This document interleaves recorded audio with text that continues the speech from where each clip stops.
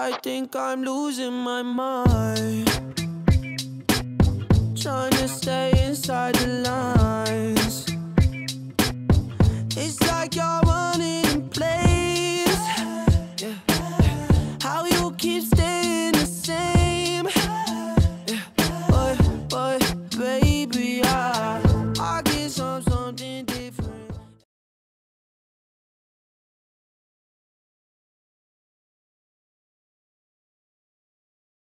Untuk konsep small changes and approximation, kita tahu dia dy over dx.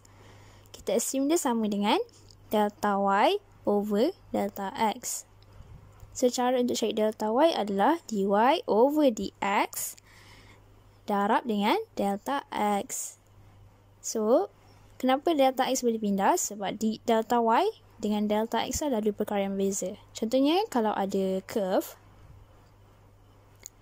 dan kita nak cari gradient between 2 points dekat curve ni, kita akan dapat, okay, yang first ni adalah x. Ni ada x plus delta x. So, kita tahu small changes between tu adalah delta x. Okay, yang ni adalah y.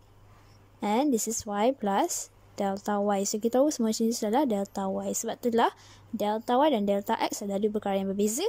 Tapi dy over dx tu satu term. So, cara untuk cari delta x tu adalah y new sama dengan y old plus delta x.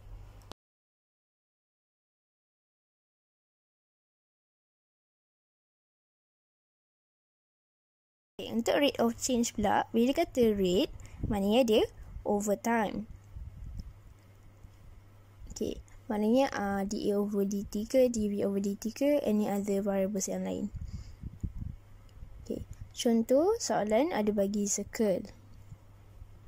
And then ada radius. Contoh kalau soalan bagi dr over dt sama dengan 0.2. Contoh kalau soalan nak dA over dt. Okay. Dia kena ada 3 benda untuk kita cari. So, maknanya lagi satu adalah dA over dr. Jadi, kita tahu relation antara area dengan r adalah pi r square. So, jadi kalau kita differentiate, dapatlah 2 pi r. Untuk rate of change, kena buat formula. dA over dt sama dengan dA over dr darab dr over dt. Yang kat depan tu mesti yang besar, main dA ke dV over time. And then dr dengan dr tu, kita assume boleh potong. So, dapat balik dA over dt.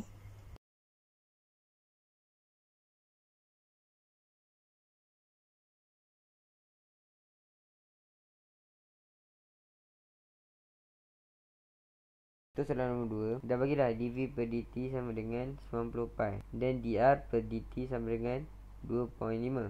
So, sekarang ni kita nak cari value of k.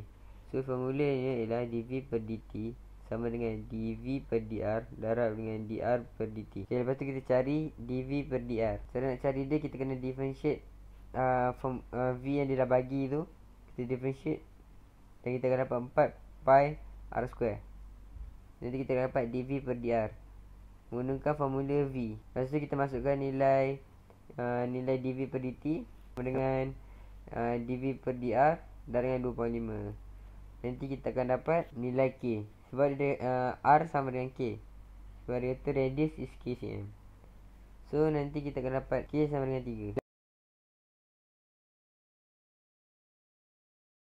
Okay, untuk soalan yang ni, kita keluarkan apa yang dibagi, which is dH over dt sama dengan 0.6. Okay, yang ni soalan dia rates of change. So, kita kena buat formula lah, which is dV over dt sama dengan dV over dH darab dH over dt. Okay. And then, kita kena cari dV over dH. So, yang dibagi volume 512. Kita jadikan X kuasa 3 sama dengan 512. So, X sama dengan 8. Untuk dV over dH, kita tahu dia X kuasa 2 darab H. Sebab H tu water level dia. So, kita dapat X kuasa 2 darab H. So, bila kita differentiate, dapatlah X kuasa 2. And then, kita masuk kerjakan dalam formula, which is dV over dt sama dengan X tu masukkan nilai J8. So, 8 kuasa 2 darab 0.6. Dan dapatlah jawapan 38.4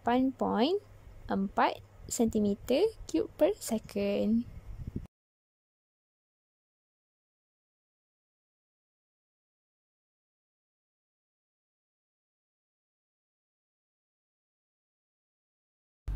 Untuk soalan nombor 22, y sama dengan 12 per x square. Untuk senang, x kat bawah tu kita bawa naik atas. So lepas tu kita akan dapat equation y. Kita differentiate equation y nanti untuk dapatkan dy per dx, dan kita akan dapat negatif 24 x power of negatif 3. Formula dia dy per dx sama dengan delta y per delta x, dan kita nak cari delta y. So delta x akan didarabkan dengan dy per dx. Kita akan masukkan nilai dy per dx yang kita cari tadi, darab dengan delta x. Delta x tu P, dan kita akan dapat answer delta y sama dengan negatif 3P.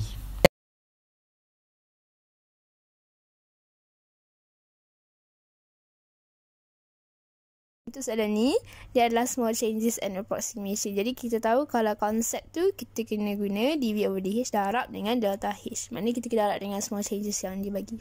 Jadi yang baru adalah 3.9 sama dengan 4 tambah delta h. Delta h sama dengan negatif 0.1. Untuk cari dv over dr ataupun dv over dh, kalau kita tengok dia cone. So kalau cone, radius dia berubah-ubah. Jadi kita kena buat in terms of h. Jadi 1/2h. Masukkan dalam formula, kita akan dapat 1/12 pi h kuasa 3. Jadi kalau kita differentiate dv over dh tu, kita akan dapat 1/4 pi h kuasa 2. Okay. Dan kita masukkan dalam formula. Okay. 1/4 pi h. H masukkan nilai 4. Dan dapatlah 4 pi. So kita darabkan delta h tadi. So dapatlah negatif 0.1. Jadi jawapan kita sama dengan negatif 0.4 pi cm³.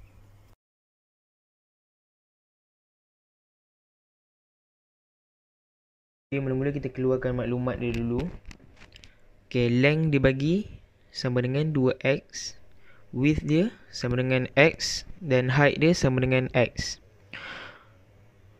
Okay, diberi pula total surface area dia sama dengan 9.5 m². Okay, volume sama dengan 2x kuasa 3 sebab 2x darab x darab x. Kita dapat 2x kuasa 3. Okay, ni rajah dia.